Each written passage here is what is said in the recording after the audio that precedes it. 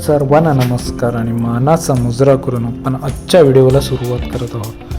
तर लास्ट व्हिडिओमध्ये तुम्ही पाहिलं की आम्ही गोव्याला पोचलो होतो. तर गोव्याची ट्रिप 2025 वर्षातील आमची गोव्याची ट्रिप जी आहे ती त्या ट्रिपसाठी आम्ही पोचलो होतो गोव्यामध्ये. तर मॉर्निंगला पोचल्यानंतर जेवण वगैरे करून थोडा रेस्ट घेतला. त्याच्यानंतर इव्हनिंगला जे आहे आम्ही आता बागा बीचकडे चाललो होतो. तर आम्ही जिथे रूम बुक केली होती तिथून हार्डली 5 ते 10 मिनटाच्या अंतरावरतीच बागा बीच आहे. तर इकडे गोव्याला ना इव्हनिंगचं फिरताना जे आजूबाजूला शॉप्स आहेत ना ते शॉप्स खूप म्हणजे ॲट्रॅक्शनचं पॉईंट आहे. कारण पूर्ण लाईटिंग आणि बाजूबाजूलाच असे शॉप्स आहेत. आणि इथे जेवढे पण पिकनिक स्पॉट जे आहेत ना ते आजूबाजूला असल्यामुळे ना तर तुम्ही शॉर्ट टाईममध्ये खूप सारे असे पिकनिक स्पॉट तुम्ही कवर करू शकता. म्हणजे जो नॉर्थ गोवा आहे ना त्या नॉर्थ गोवाच्या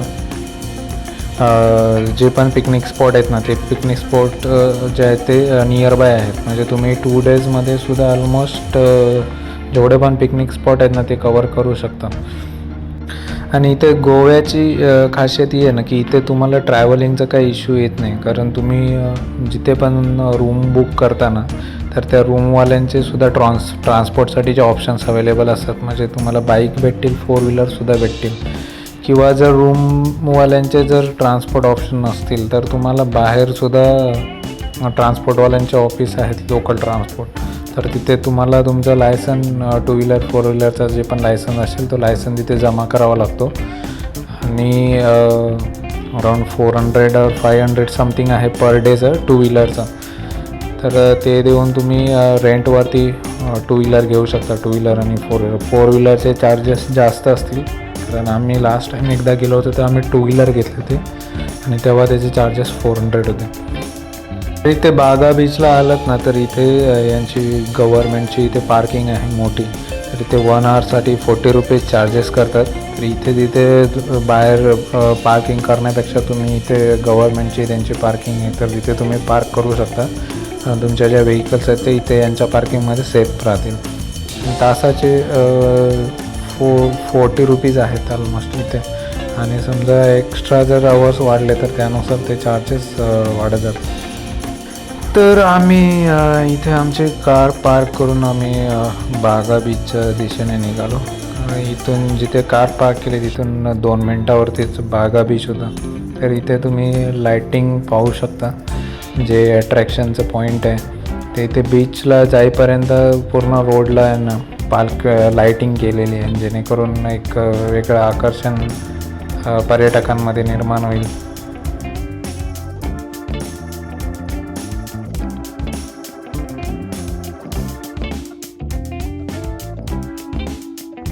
बीचच्या परिसरात एंट्री केल्याच ना पूर्ण जो बीचचा जो फील आहे ना तो फील यायला लागतो. कारण रोड क्रॉस करून आतमध्ये बीचच्या एरियामध्ये आलं ना की सर्व वाळूच वाळू आहे.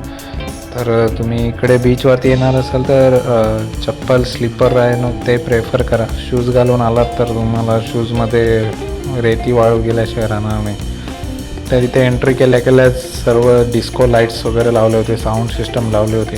त्याच्यामुळे संध्याकाळी इकडे आलात ना बागा बीचवर तर तुम्हाला हा माहोल इकडे बघायला मिळेल. सर्व पूर्ण आजूबाजूचे जेवढे पण हे रेस्टॉरंटवाले आहेत ना त्या रेस्टॉरंटवाल्यांचे स्वतः रेस्टॉरंटच्या बाहेर आहेत ना हे असे टेंट वगैरे विद्युत रोषणाई लाईटिंग वगैरे लावून असे टेंट लावलेले जेणेकरून तुम्ही तिथे त्या टेंटमध्ये बसून इव्हनिंग जे आहे ती इव्हनिंग एन्जॉय करू शकता.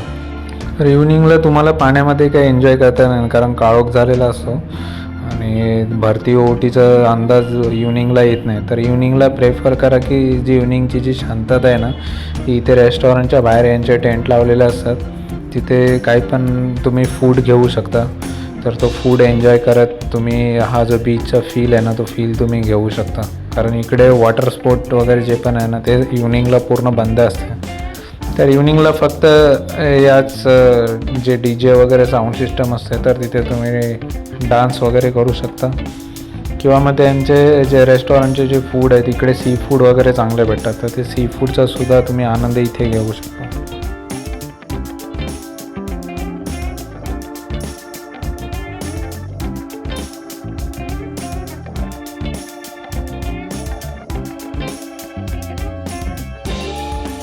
तर इकडे तुम्हाला टेंटमध्ये जर बसायचं नसेल तर तुम्ही इथे चेअरसुद्धा दिलेल्या आहेत, पण त्या रिस्पेक्टिव्ह रेस्टॉरंटच्या चेअरमध्ये त्या रेस्टॉरंटमधून जर तुम्ही काय ऑर्डर करत असाल तरच तुम्हाला या चेअरवरती बसून दिलं जातं, कारण ह्या फ्री ऑफ कास्ट नाही आहेत, याचे चार्जेस आहेत.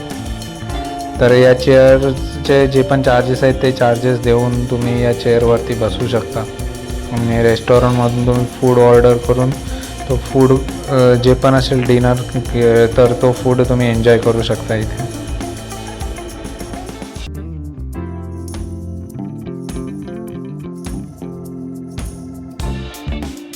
तर जसं आपल्या इथे मुंबईला जसं मरीन ड्राईव्हचा लूक असतो इव्हनिंगला, तसा सेम बागा बीचचा जो लूक आहे ना इव्हनिंगला सेम मरीन ड्राईव्हसारखा दिसतो. कारण या टोकापासून अगदी दूरपर्यंत जेवढेपर्यंत नजर जाते तर तेवढा हा जो किनारा आहे ना बीच, तर त्या बीचवरती सर्व ही अशीच टेंट आणि त्या टेंटची लाईटिंग पूर्ण या एक टोकापासून दुसऱ्या टोकापर्यंत चालू असते. आणि तेवढ्याच प्रत्येक जेवढे पण रेस्टॉरंट आहेत ना तेवढ्यांची साऊंड सिस्टम प्लस त्यांची जी रिस्पेक्टिव्ह फूड सर्व्हिस आहे ना तर ती त्या रेस्टॉरंटच्या बाहेर चालू असते. आणि तुम्ही या टोकापासून त्या एंडपर्यंत गेलात ना तर तुम्हाला खूप सारे रेस्टॉरंट्स भेटतील आणि त्या प्रत्येक रेस्टॉरंट्सची वेगवेगळी सिटिंग अरेंजमेंट आहे आणि वेगवेगळी प्रत्येकाची साऊंड सिस्टम आहे. त्यामुळे पूर्ण या टोकापासून जर तुम्ही वॉकिंग चालू केलं ना तर तुम्हाला ठिकठिकाणी वेगवेगळे साऊंड्स वेगवेगळे सॉंग्स तुम्हाला ऐकायला भेटतील. आणि त्या प्रत्येक रेस्टॉरंटच्या बाहेर अशी सिटिंग अरेंजमेंट आहे आणि जिथे तुम्ही डान्ससुद्धा करू शकता.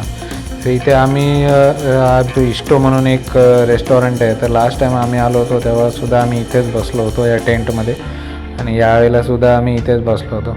आणि इथे याचे फूड आणि यांची सर्व्हिस आहे ना खूप चांगली होती आणि अगदी बीचच्या बरोबर समोरच यांचं रेस्टॉरंट आहे. तर आम्ही त्या रेस्टॉरंटमध्ये बसून सी फूड ऑर्डर केले होते आणि सी फूड खात मस्तपैकी जो इव्हनिंगचा जो फील आहे बीचचा तो फील आम्ही घेत होतो.